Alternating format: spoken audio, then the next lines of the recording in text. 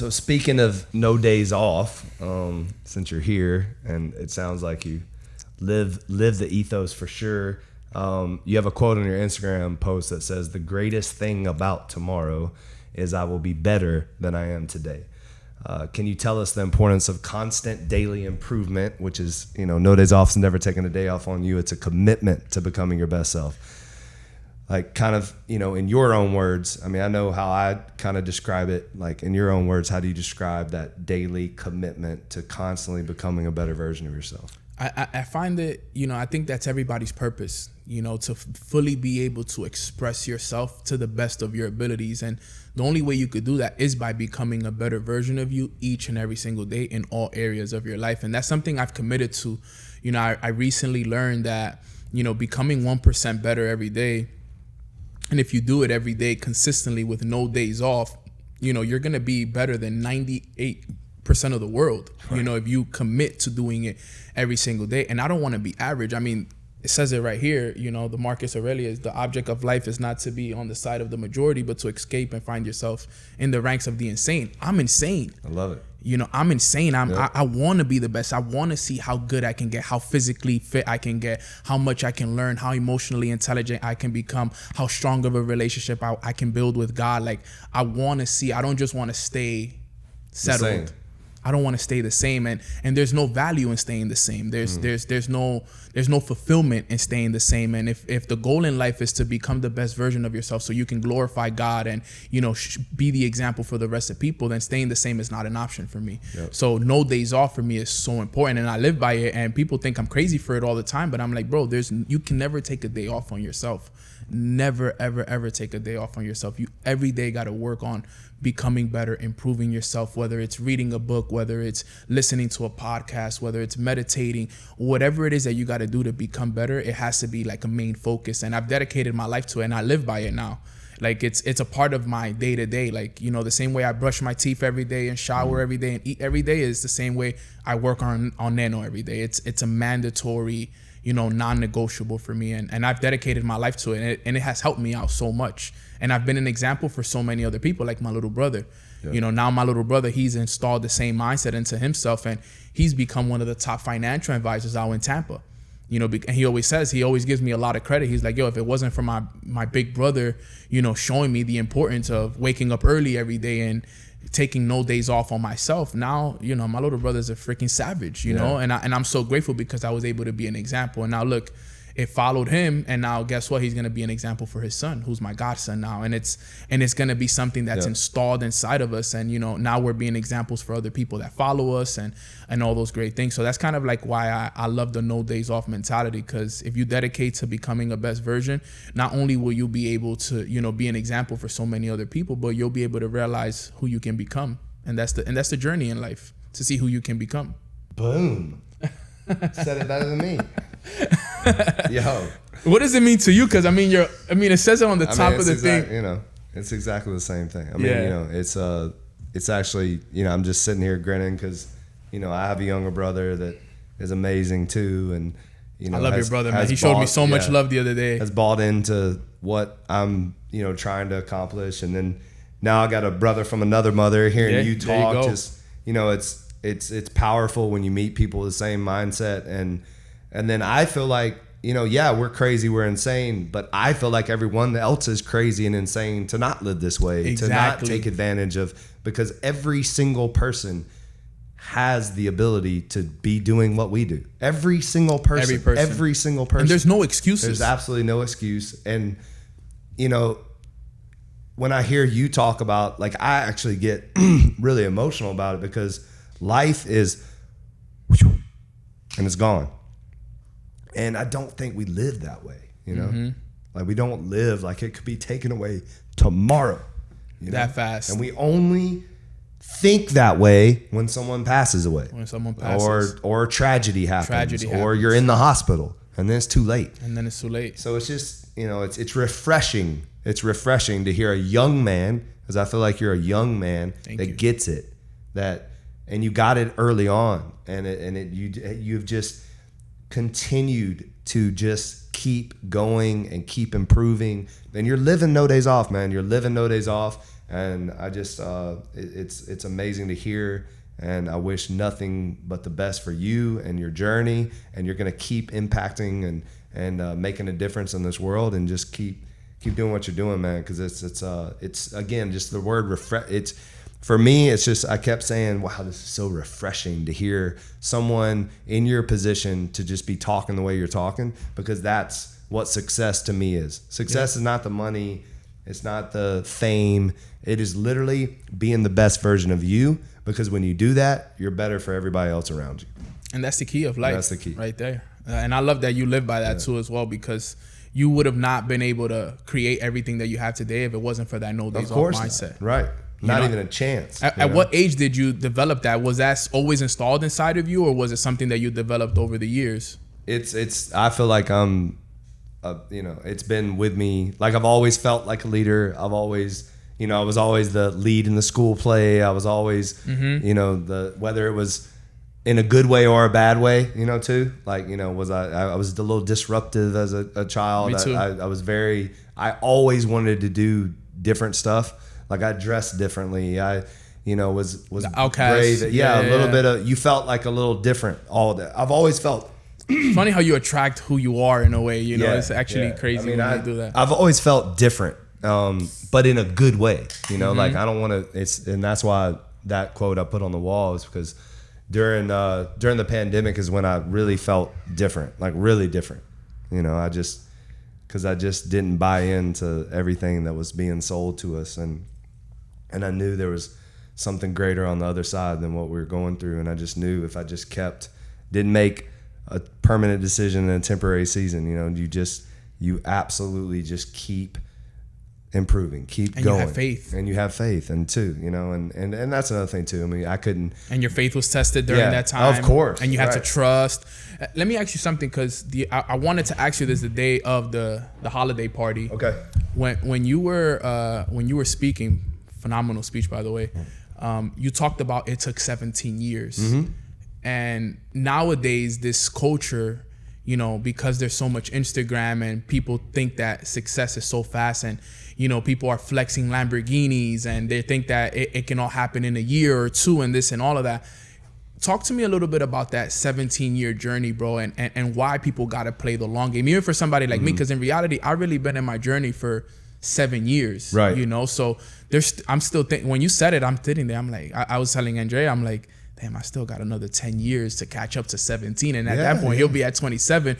But you'll be so much further in your own way, in your own right. In my own journey, but it's like, seeing the long you're not catching up, you're growing. You're growing. You know what I mean? Yeah, but talk about that 17-year journey and why it's so important. Have you read The Infinite Game by Simon Sinek? Which one is it? Infinite Game. Ooh. No, but I've seen it. You got to read that one. That'll get you excited. Yeah. The Infinite Game is money. I like that one. I actually like the name of that one. So The Infinite Game basically talks about how... I read Leaders Eat Last by Simon Sinek. Okay. It's an extension. All his books are phenomenal, but it's an extension of that. But or maybe that one's after. Anyways, it's great. Start With Why, I think, is his first one. Start With Why. Yeah, that's his first one. But, the thing is that you don't win in life. Like, it's not like you get a championship trophy if you make an accomplishment. Now you might win a championship, but then as soon as you win a championship, it's over. Like, it's done. You don't get the trophy next year. No. And that's why, like, they asked Tom Brady, what's your favorite Super Bowl, and he said the next one. Yep. And everyone thinks he's crazy, and so for me, it's always been, I love the process. I love the chaos. Like, I thrive in chaos. I thrive in challenges and figuring stuff out. And the more that is put on my plate, I love it. Like, because without it, it's not fun. Right. It's not fun at all. Like, there's obviously slow seasons, I think, in life in general, where there's not as much stuff going on. And boy, those are tough seasons for me. Yeah. Like, I don't even know what to do with myself. So that's why I'm not a big fan of holidays and vacations and things like that. I love solving problems. And then I think the thing that I love the most is I actually do love people. Like, hate and love, right? You sometimes you can't stand it because you love so hard and you're trying so hard to improve the people under you, and you want to see them become their best self and you see their potential, not who they are. Like and sometimes you want it more than them. And you're speaking to the potential that you see in them, not who they are. And I'm always speaking to people's potential and not who they are. And oftentimes people are speaking to me of who I was or who I am, and not who I'm becoming or who I am. And so there's a disconnect there. And I think, but it still drives me to this day. And I there's not one hurtful situation or tragedy or obstacle or setback that I would say I didn't want. I wish that didn't happen. Even when I look back on the ones that didn't listen to me or left me or screwed me over or whatever, I still would have been the same person I am today. I still would have challenged them, tried to make them better.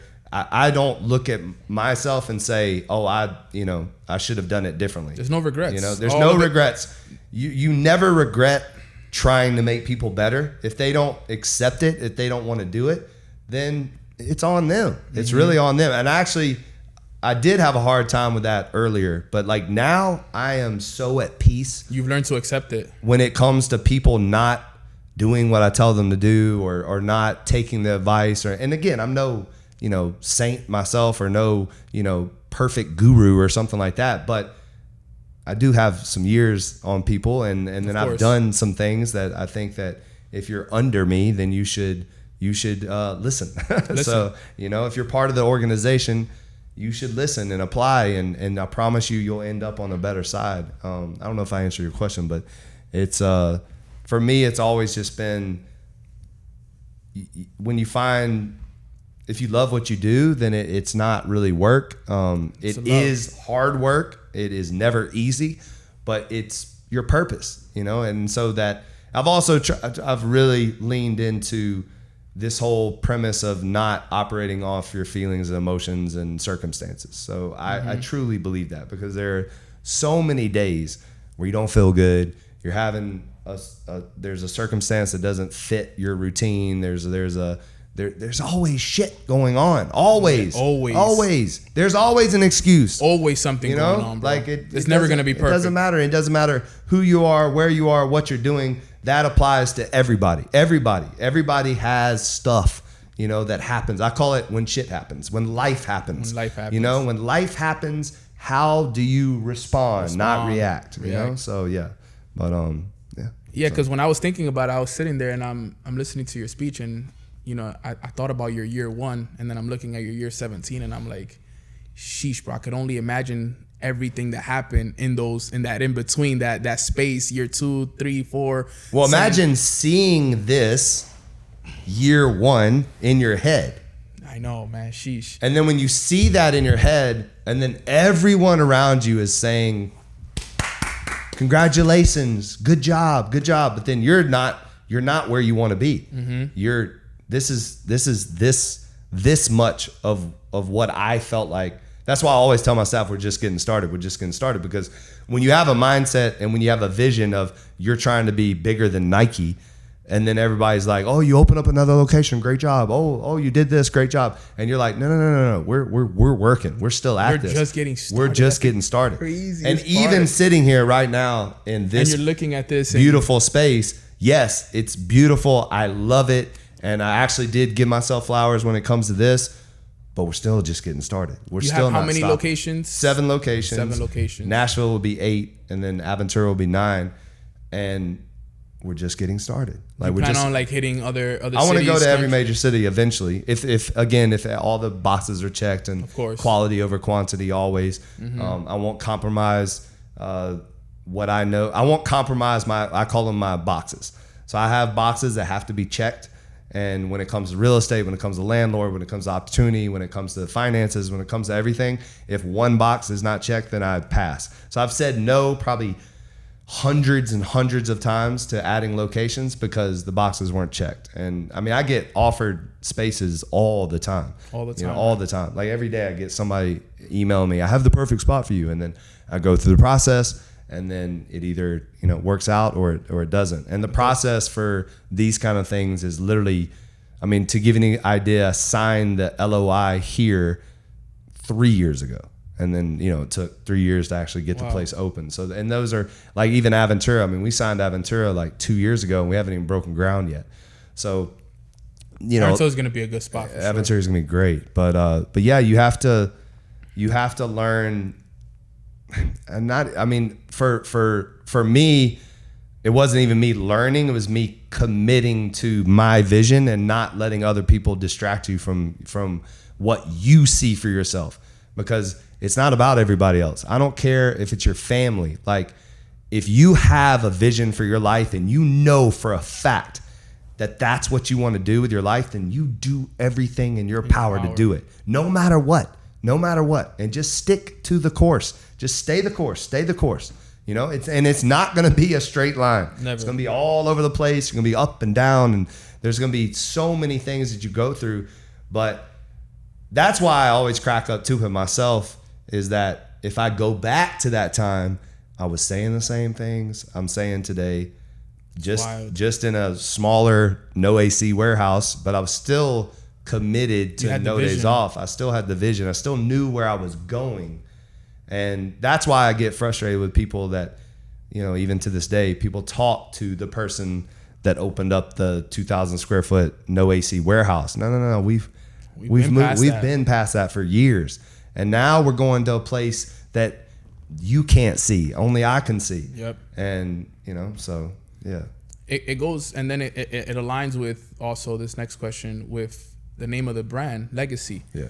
What's the legacy that you want to leave behind when it's all said and done? Like, when you see this vision, like, what's the legacy that you want to leave behind? Like, what do you want to be remembered for? Well, the number one thing is I want my kids to say I was a superhero, like a freaking superhero, not a great dad, like literally a superhero. Like, I want them to look and say he paved the way for me to have the most amazing life, and now I'm going to continue that and do even better. I truly believe that my dad did the best that he could do. His dad did the best that he could do. But it's our job to leave the next generation better than we found them. So it's my job to make sure that Seven is way better than me. Like, he starts reading earlier. He starts learning the things that I learned later in life. He starts learning at an early age so that he can be way better than me. Like, I wish, you know, like, I mean, that's just... And that's what it's about for me. And then also too, just knowing that the world is living no days off. Like, if I know that there's someone around the world, even if it's just one person in India or just one person that knows about no days off and is living that mindset and is applying it and becoming a better version of themselves every single day because of a podcast they listened to, or a shirt they bought, or a can they drank, or just something that domino effect occurs, then one of my favorite movies is Pay It Forward. Great movie. And that's when I saw that movie, I was like, I want to do something like that. Like, I want to do something that has a impact on the world. And that's what drives me, is that I don't want to just be the best or you know, make a lot of money or anything. No, I want a worldwide motto, you know, that people can apply to their lives. That's not about money. That's about mindset. That's about a decision, and that's helping people, and that's exactly what you're doing. So it's very relatable, you know. I love that. You know, I have this quote that I learned from my mentor. He said, "You die twice in this lifetime." So the first time you die is when you physically die and you're buried. He said the second time you die is the last time your name is mentioned. So he says, how long is your name going to be mentioned after you die? Is it going to be something that's just mentioned for a couple days, couple weeks, couple months, or is it something that's going to live forever? And that was something that really stuck with me. I'm like, yo, my name is going to live forever.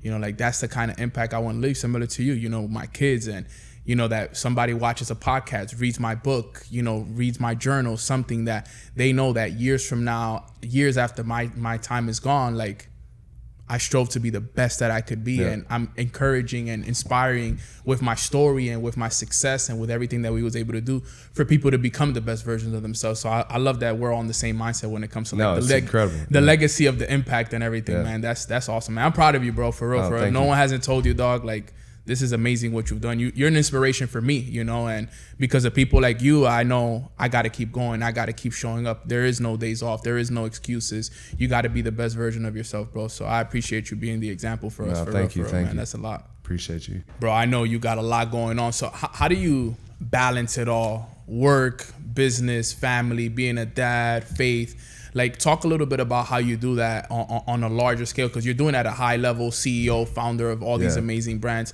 How do you find the balance and all of that stuff to keep everybody happy and everything satisfied? I think one of the main ways I do it, and I'm telling now, if you're a father, I think one of the best things you can do is wake up early. Wake up early. You know, like the earlier the better. So my alarm goes off at 3:50 every morning because I want to make sure that I'm up by 4. And the reason, and is it fun? No. Do I like it? No. I do not like waking up early. Like 4 a.m. is crazy. You know, it's crazy. I know it's crazy. I love it. Actually, like it. Yes, it's crazy. I mean, that's the only that's the only way to say it. Of course, it's crazy, but I'm telling you, the things that I get done from 4 a.m. till 7 a.m., it's priceless. Like, it's priceless, you know, for me, because I'm setting myself up to be a better version of me, to then go be a dad and be a father and be a husband and be a boss and leader. I hate the word boss, but you know what I'm saying? Yeah. You know, be the CEO, be the founder, be all these things that people need me to be. If you are not pouring into your cup and you're trying to lead in an empty cup, you're not gonna last. You're gonna get burned out. You're gonna get moody. You're gonna be. And I always say, like, when you feel good, then you tend to respond instead of react.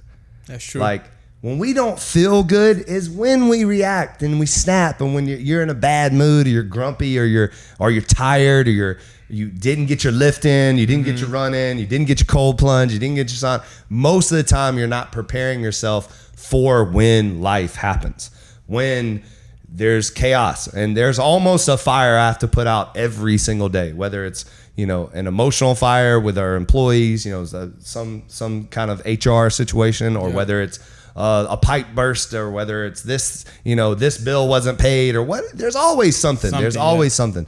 So I would say the number one thing I do is I make sure that I take care of me first and foremost in the beginning of the day. And I just get that out of the way. So you're a routine guy. I'm a routine guy. It's in our routines that form the responses that we have later. It really is. And so that's, to me, is like my number one thing. And then obviously also, whenever I have extra time, so extra time is probably not, whenever I'm available, then I try to make sure that I'm available for my family. So if I have downtime, I'll hit up my wife. Hey, do you want me to pick up Seven from school today? You know, and one of my routines too is I take him to school every day. Okay. I love doing that. So I get my stuff done here, and then I jet back home at 7:30, 7:45, and then I take him to school every day. Because it's just important. It helps my wife, obviously, because we have a newborn too. Of course. And then obviously it's a great, just, you know, you're being bonding present. Time. You're being present with your son, and you know, eventually he'll turn in. He talks a lot, but you know, we're not in that conversation stage yet. But eventually he'll turn into some fun conversations with him, and you know, we do like little dance parties sometimes, or music parties, or whatever now. But I think that's important. So if I don't have meetings, then I'm taking him to jiu-jitsu. You know, I'm just giving my wife breaks when it comes to that. And then when you're home, be intentional. So when you're home, try not, and again, and I say this very loosely because of course my wife will listen to this and be laughing, but do I bring work home? It's almost impossible not to. Not to, yeah.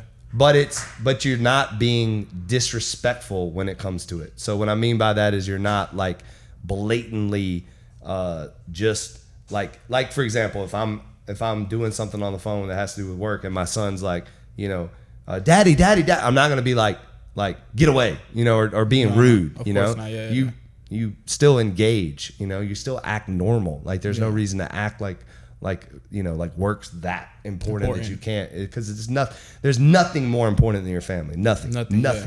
So being intentional with my son, with my wife, with my family is very important to me.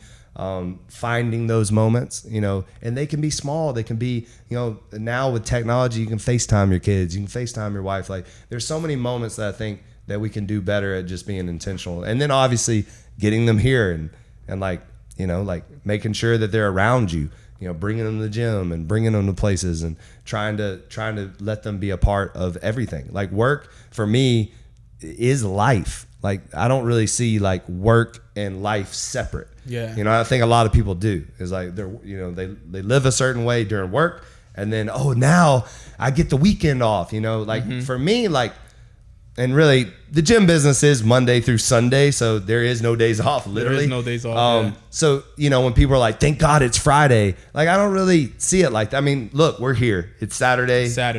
And most people aren't doing what we're doing, but we're working. We're working. This is work. You know, work. We love it, but it's work. And so again, it's like, I don't think there's balance. Like, I think it's adding everything to what we're doing, you know?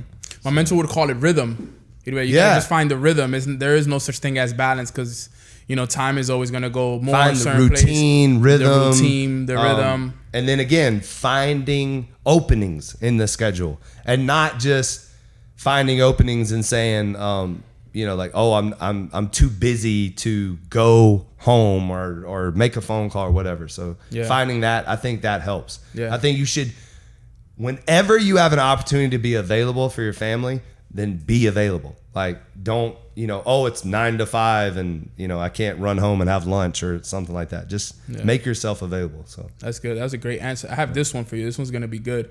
I know that you talked about a little bit in the beginning about your parents' church. You know, I know you work out with Pastor Rich and all of that. How important has your relationship with God and faith been in your journey? Like, how important that is? Because for me, it's been very important recently. I started tapping in a lot more. I wasn't as tapped in before, but now I've been tapping in a lot, but I realized that I was missing out on a lot. So how important has that been for you, bro? And how has it played a part in your journey? I don't think it's another thing to go back to, like, where we say, yeah, we're crazy, but I think other people are crazy for not living the way we live. I also think that with spiritual life. Like, I look at people, like, I don't see how people do life without God. Like, I seriously don't see how people do life without prayer, without fasting, without reading the Bible, without church, without tithing, just everything that the church, you know, religion, whatever you want to say. For me, it's the Bible. Like, everything it teaches you, it should be the foundation of everything else. And so for me, without faith, without God, without Jesus, like, there's no way I could do what I do. There's no way.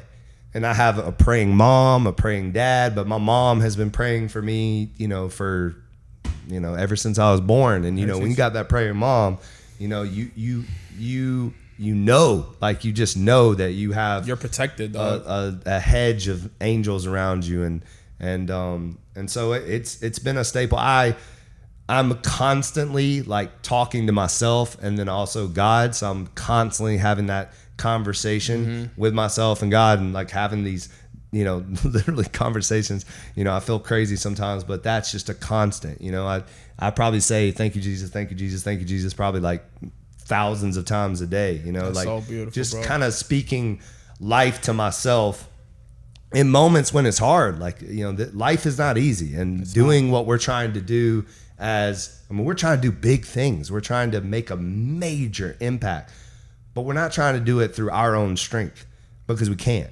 So when you try to do it with your own strength, you're going to fail. So when you have the power of God behind you, and again, it's just a calm sense of knowing that he's got my back, and that knowing I can do things that maybe other people wouldn't be willing to do, because I'm like, what's the worst thing that can happen? Because if he's got my back, then there's no way it can, because it's his decision, like, anyways. So if it does fail, it was meant to be. So it's like, I don't really worry.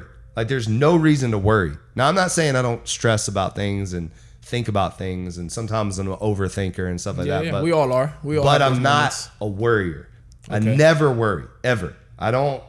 Like, a lot of my business partners are worriers, or they always think worst case scenario. I've never been a worst case scenario guy, ever. I'm always thinking, like, everything's going to work out like way more than it should, because I have God. I have faith. You know? You have it. It's like, so I just move differently. You know. And you said something about your parents, because my parents played a huge part in my journey. Yeah. Would you say they played also a huge part in your journey, them being together, having them in your life as well? Because it's played a huge part. But you know what I've also realized, bro, is that a lot of people don't have that support. So how important was it to have them support you and be there for you throughout that journey? The thing that you said that stands out, I mean, we're blessed. We're so blessed. I mean, the amount of single family homes, it's rampant. Like, so I realized it more when I got older. Yeah, when you tell people your parents have been married for 50 something years, like they're like, my parents been together close to 40. They're like, what? Like what? That doesn't exist nowadays. So, right. It doesn't exist, and so having that example and seeing the way your dad treats your mom, the way your mom treats your dad, and even through tough times and the struggle and then again, like I said, them making us go to church. And like when I say making, it was like, you know, when you're a kid, you don't want to go to church. No, you don't. So you're like, no, I don't want to go. Yeah, exactly. But you have to go. You gotta go. There. Like, I mean, sometimes, because I've been to every denomination possible. I mean, sometimes church was like 3.5 hours long. Like it was like, you did not want to be there. Nobody wanted to be there. Yeah. But now, again, looking back on it, you're grateful. It's the best thing that subconsciously you were being programmed. Right. Yeah, that's beautiful. Last question, bro, for you. I see that your logo behind Legacy is a dog. I have a dog, bro, and I love my dog. But I have a smaller dog. All right. Tell me the story behind the dog as the logo and your dog that you had. Tell me a little bit about that, because I would love to know. Because I know that they say a dog is a man's best friend, and I love my dog so much. So tell me a little bit about the story behind the dog and why you chose it as the logo for your company. Yeah. So a childhood friend, one of my boys back in the day, his name was Sledge. He had a dog named Killian, and I had to help Killian walk him and feed him sometimes, and it was a Pitbull, a red-nosed Pitbull, and beautiful, strong. Like we had a harness, and the way he walked, it was just like all his muscles were just like, and I just fell in love with the breed, like fell in love with American Pitbull Terriers. The way they're goofy, like they reminded me of me. So like, because on the outside they look like killers, you know, like killers, you know, just big old heads, big old muscles, strong, fast, agility, the whole nine. And then, but on the inside, they are big, baby, goofy, like fun, love to be cuddled. Like they're like little kids, literally. So just I love pit bulls. And then it was crazy because we had to put Killian down. He had really bad hip dysplasia, and it just devastated his Sledge. And then he got another dog named Artemis. And when he got Artemis, he was in med school, and he was about to try to be an orthopedic surgeon. And as you know, residencies in med school are brutal. Like, you don't have time for a dog. You're doing 16, 18 hours, sometimes 24 hours, especially as an orthopedic surgeon. So he called me up and was like, yo, can you take Artie? We called her Artie. Artemis is the Greek goddess of hunt. That's where the name came from. Okay. He's like, hey, can you take care of Artie while I'm in residency? And I was like, yeah, I got you. And so I took her to Auburn with me. So I'm walking around campus with Pitbull. And then that was another thing I noticed is like all the girls, you know, you have like a dog and you look good. Like, you know, it was like a chick magnet. So I was like, oh man, this is the life. This is awesome. You know, so I used to take Artie everywhere with me, like everywhere with me. And it was crazy because I had her for like 5 or 6 years, and then he was like, yo, okay, can I have my dog? I was like, hell no, you ain't getting this dog back. You already had an attachment to I was like, it. sorry, bro. We actually, it actually messed up our relationship a little bit, but really, but yeah, but she was amazing. And then I think the most beautiful story was my mom was horrified of dogs. So she got attacked by 2 German Shepherds when she was pregnant with me. Wow. Fell down the stairs and they jumped on her, and like it was horrifying experience. Traumatizing. So when I brought Artemis home from college, my mom locked herself in the room and was like, I'm never coming out until you get rid of that dog. And in 3 days, Artemis was sleeping in the bed with her. And to this day, she's now, you know, fine with dogs because of Artemis. And then Artemis passed away 3 months after I opened my first Legacy. I'm not going to get into why because I'll break down like a baby. But and then Sledge came back into my life because I called him and I said, yo, I have to have another dog. I mean, it's literally my logo. Like, I have to have another dog. And so he found the same bloodline as Artie, and it's called Red Boy, Reddboy, and they have like famous mom and dad, True Grit and Pingo Pongo. Like they raise dogs like horses, you know. And so he found who became Legacy, and I had Monita also at the time. That's another pit bull that I had. She was amazing. She lived. So the name of then you named the dog Legacy after the gym, actually. Wow. So and Mo lived till 19. She was amazing. But and then one of my best all-time stories is that when I used to take Artemis to go on walks, when I'd put on my shoes, she would do figure eights in between my legs as I put on my shoes. So she would like literally go figure eights in between my legs. When I got Legacy, he was 10 weeks old, and I put on my shoes, he started doing figure eights and wow. It was crazy. And then so to go back, I think I went on a tangent about my dogs, but to go back to logo, one of my favorite books is Shoe Dog by Phil Knight. And I knew, because of reading that book, I knew early on that I needed a name, Legacy. I needed a motto, No Days Off. And I needed a badge, a symbol that as soon as people saw it, they said to themselves, No Days Off or Legacy. Like it was like instantly that was the relationship, you know, the symbol, the badge. And then also you could like wear it with pride, you know. And so that's really where the Legacy is my Nike. Just Do It is No Days Off is Just Do It, and my swoosh is the Pitbull. And it's that's crazy because when I first did it, I mean, like people were like, "Man, what are you training dogs? Like what?" They did not understand. Did not understand. They didn't see the vision. Didn't like it. A lot of people tried to get me to change it. I was like a lot of like former business partners and former trainers and former people around me try to get me to change the name of my gym, try to get me to change the logo all the time. And I was like, nah, I know this is gonna work. I know what it's supposed to be. And look at us today. So you know what I mean? That's a beautiful story, bro. Yeah. Thank you for sharing that. No, with of course. That's fine. Now I understand it even more now. Yeah. Like I get it now. Yeah. Have you read Shoe Dog? No, I haven't read Shoe Dog either, man. You gave me all the books that I got to read. I got some great ones. But thank you. Thank you. Nah, for real. Appreciate you. Those are some good answers. I'm glad you're a part of the family. You know, so. Yeah, we're going to start training here too. Of course. I'm going to get one of the guys to train me starting next month. So definitely. I'm looking forward to it. I got to get in the best shape ever this year, though. Let's go. So I'm looking forward to it, bro. Thank you, bro. Appreciate you.